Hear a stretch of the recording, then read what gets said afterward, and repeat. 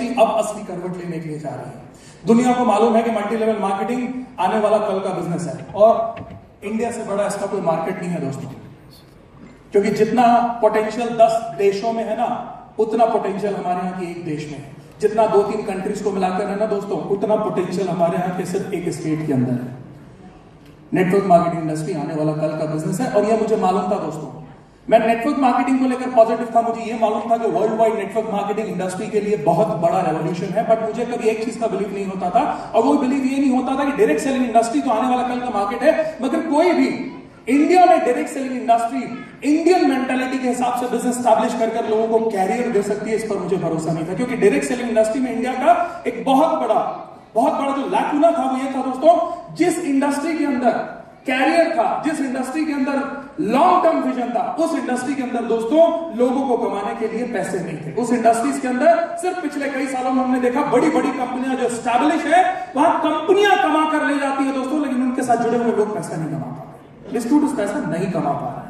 ये एक लैकुना था। और जिन कंपनियों के अंदर लोग पैसा कमा रहे हैं, डिस्ट्रीब्यूटर्स पैसा कमा रहे हैं, नेटवर्कर्स पैसा कमा रहे हैं, वो कंपनीज के अंदर दोस्तों ऐसे प्रोडक्ट, ऐसे प्रोविजंस, ऐसे प्रोफाइल नहीं थी कि वो कंपनी लॉन्ग टर्म स्टेबल रह सके।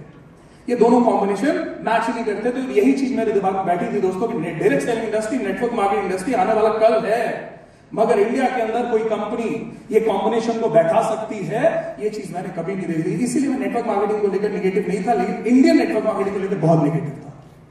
जब चंचल सर मेरे सामने आए तो चंचल सर से मैंने बहुत सारी चीजें डिस्कस करी, बहुत अवॉइड करने की कोशिश करी।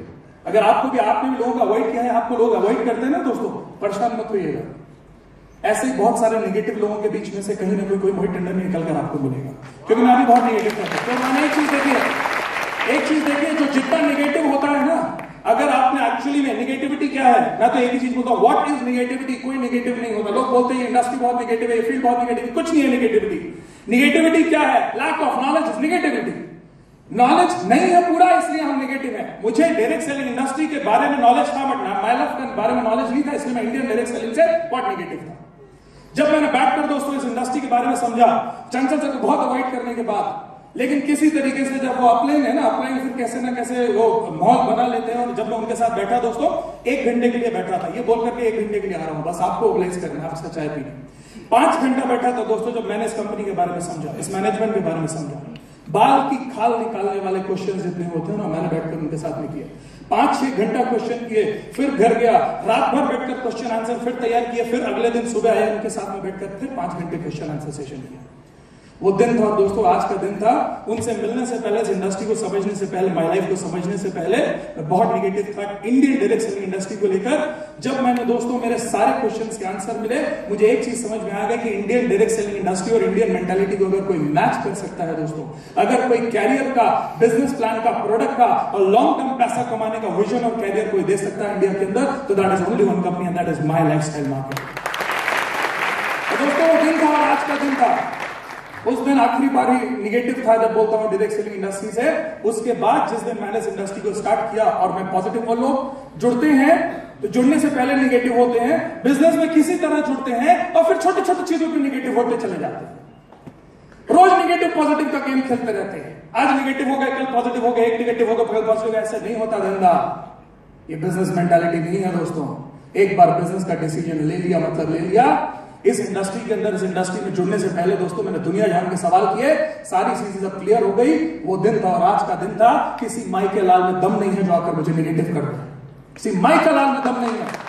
नेगेटिव से नेगेटिव आदमी मेरे सामने बैठ जाए, लॉजिक्स के ऊपर बात करेगा, इस इंडस्ट्री को लेकर, इस कंपनी को लेकर, इस मैनेजमेंट को लेकर, मैं 100% बोलता हूं दोस्तों, अगर उसके अंदर ईगो नहीं होगा, वो सरेंडर करेगा इस कंपनी के सामने। अगर उसको कैरियर पाना होगा, सिर्फ माय लाइफस्टाइल मार्केटिंग और ऑप्शन नहीं है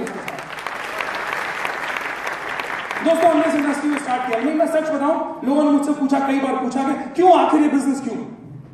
अच्छा, आपके भी लोग मजाक उड़ाते होंगे, ये बहुत नॉर्मल चीज है यार, बहुत नॉर्मल चीज है। अब आप सोचो जरा कि आपसे अगर लोग आकर बोलते हैं 50,000 की नौकरी करते हैं और आपसे लोग आकर बोलते हैं कि यार तुम ये बिजनेस क्यों कर रहे हो। ये भी ऐसा छोटा वाला ये नहीं बोलते, तुम ये बिजनेस क्यों कर रहे हो, ऐसा ये वाला ये होता है।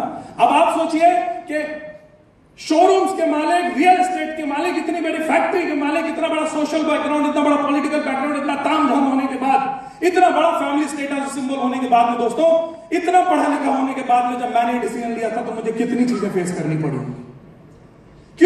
क्योंकि मुझे और एक बात बताऊं, मुझे भी बहुत सारे लोगों ने आकर समझाने की कोशिश करी, ये तुम क्यों कर रहे हो, ओह माय गॉड, तुम लोगों को बुला रहे हो, तुम लोगों के पास जा रहे हो, मीटिंग ले रहे हो। पहले लोग मुझसे मिलने के लिए अपॉइंटमेंट लिया करते थे, लोग मुझसे मिलने के लिए अपॉइंटमेंट लिया करते थे, मैं फैक्ट्री में रहता था, बोलते मिल रहा है तो मैं बोलता था कल आओ परसों आओ। मैं लोगों से फोन कर करके जा रहा था, लोगों से मिल रहा था, तो लोग बड़े शौक से बोलते थे क्या हो गया तुमको, क्या कर रहे हो ये सब करने की जरूरत क्या है, ये सब तुम्हारे लिए नहीं, ये सब।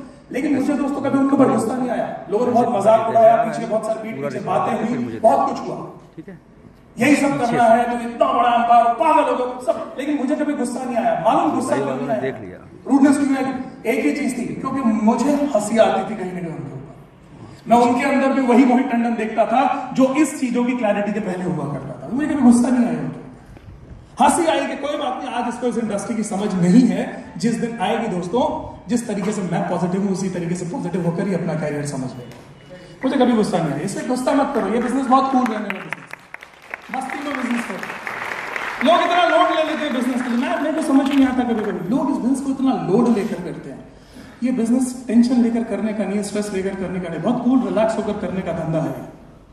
मैंने तो एक ही चीज, बहुत कूल बहुत रिलैक्स होकर इस बिजनेस करो, बहुत मजे से करो, पैशन से करो, लेकिन बहुत मजे से करो।